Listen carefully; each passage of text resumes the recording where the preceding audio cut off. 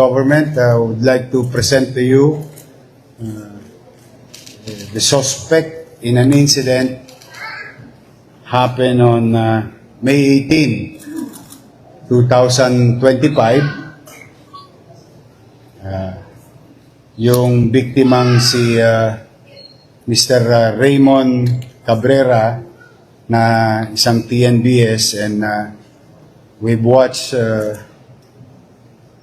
Sian Ambrosio's report yun sa at ang biktima ay isang TNBS driver. Now, through, I don't know what happened to them, you can ask them later on, but they opted to, mas minabuti nila na sumuko na sa alagad ng batas. No? And I think the case is now before the Office of the National Bureau of Investigation, no? Through the leadership of Director General Jimmy Santiago. Ang mga pangalan na suspect na nandito ay si John Kevin de Ocampo. John Kevin? Okay. 33 years old. Justin De La Poo, 30 years old. And 24 years old, Jean Armin De Ocampo, magkapatid. Sila lahat ay taga-Tondo.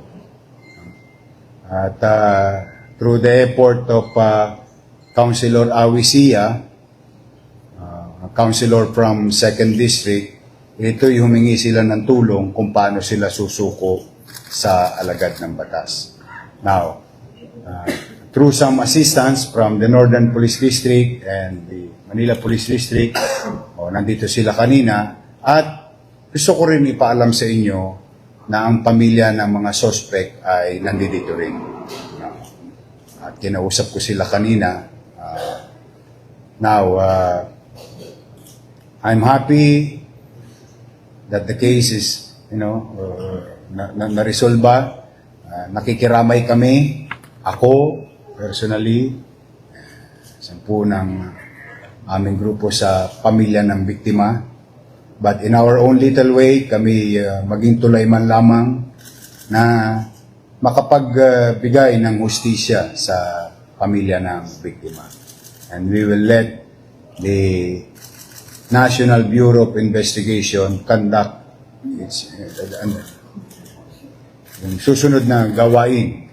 No? At kausap ko na rin nga si Director General ng NBI, si Jimmy Santiago, at magpapadala na siya ng operatives dito sa City Hall ngayon para ma-surrender na sa NBI. So, for now, at the very least, that we can say, at least, I hope the family will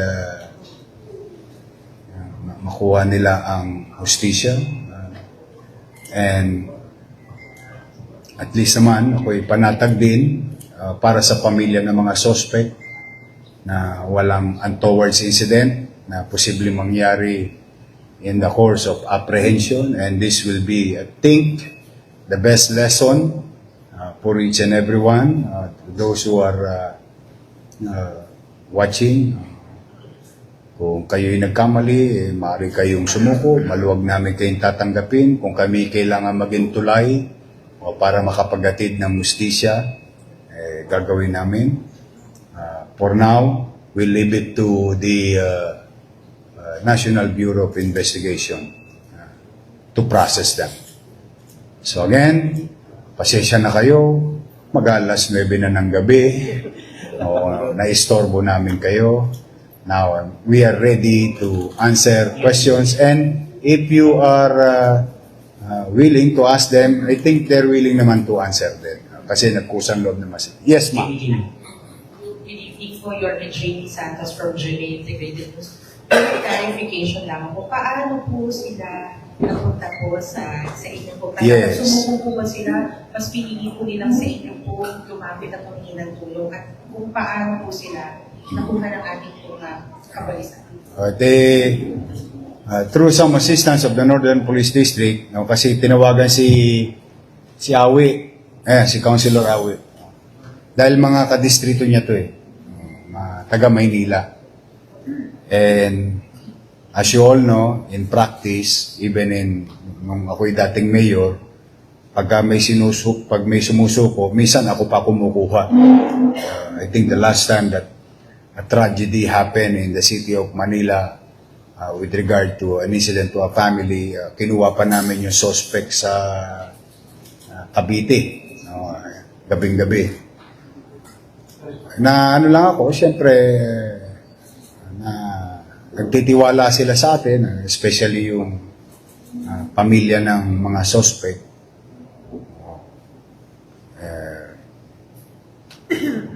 I think the most important question, and you can ask them, is hanggang ngayon kasi hindi pa nakikita yung bangkay. No? Ayoko ng pangunahan kung ano yung sinabi nila sa akin. But for now, sumuko sila at nag-coordinate kay Councilor Awi Sia ng District 2. Dinala sa amin 10 ng kanilang mga mahal sa buhay. At ita-turn over namin sila sa NBI na may hawak na nung kaso. So, any more questions? No? Yes. Good evening po, Faith of 85. Nakausap niyo po si mga suspect po yun. Ano po ba yung dati nilang trabaho? At ito po ba yung unang beses na kanilang ginawa? Ayan, kayo na sumagot. Mabigyan ko silang...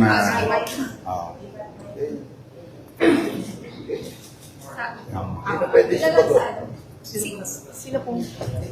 Sa mga...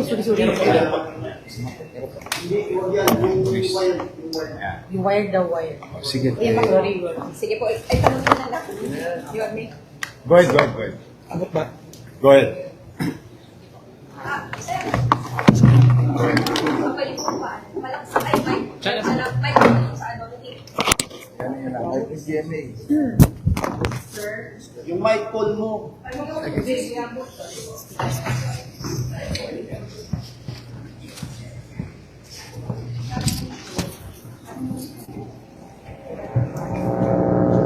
Grasya lang po talaga. Grasya lang. Sa ano mo lang po yan, sa NBA na papaliwanag yan. Pwede po malaman kung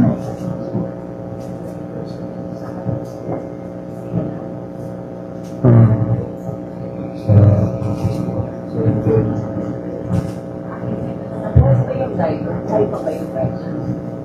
Kayo pa ba yung driver?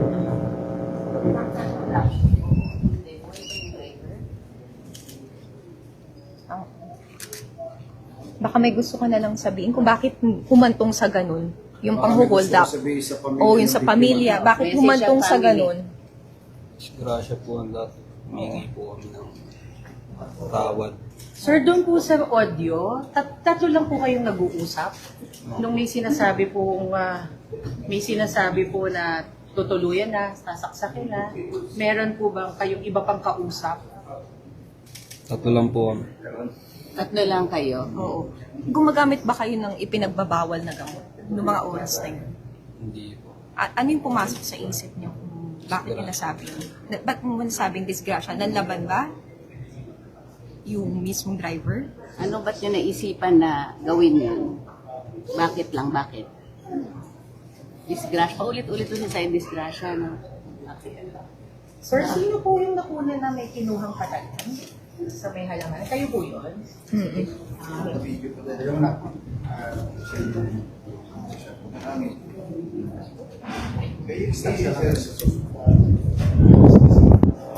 kayo po yung nakuna sa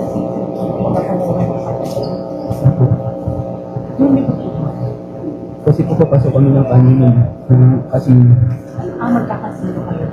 hindi po.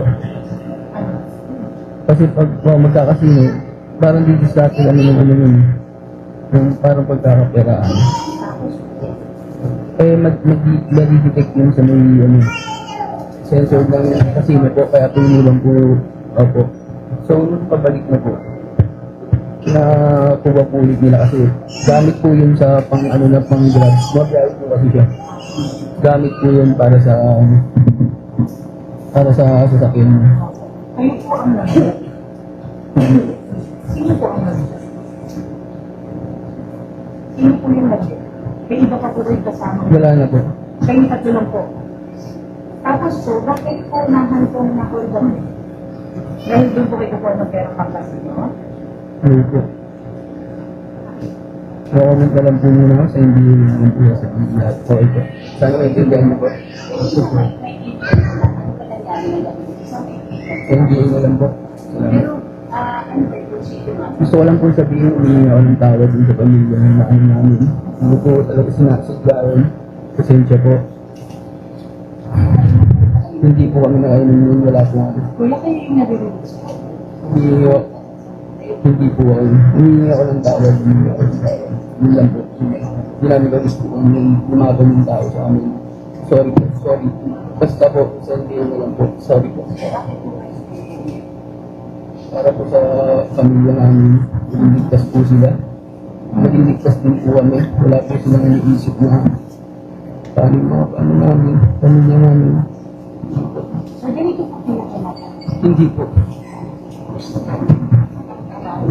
Ano po ako, survey 8 po ako sa isang construction company po.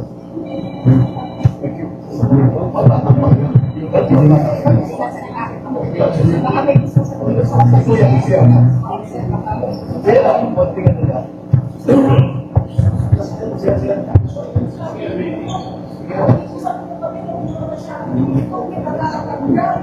Hindi pa. Sila kayo. Kilala na rin po sila. Wala na rin choice. Kilala na rin sila. Thank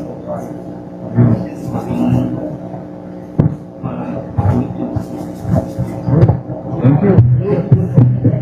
As you can see, they are very regretful of what they did, and they're going to answer it before our justice system. So, nandiyan na yan. Harapin na natin yung kanilang obligasyon sa mata ng batas at sa pamilya. That's it. Now, any more question? Sa tatlo, boys, ngayon lang kayo nagkaroon ng asunto?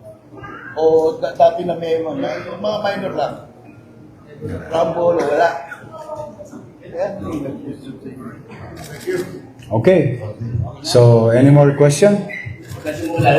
Okay. So, again, nakikiramay kami sa pamilya ng biktima, pamilya Cabrera.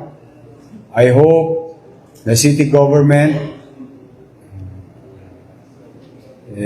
in our own little way, maging bahagi na makamit nila ang hustisya. Now, sa pamilya naman at itong mga taon to, buti naman, naisipan nilang pagsisihan at harapin yung kanilang ginawang bagay. No?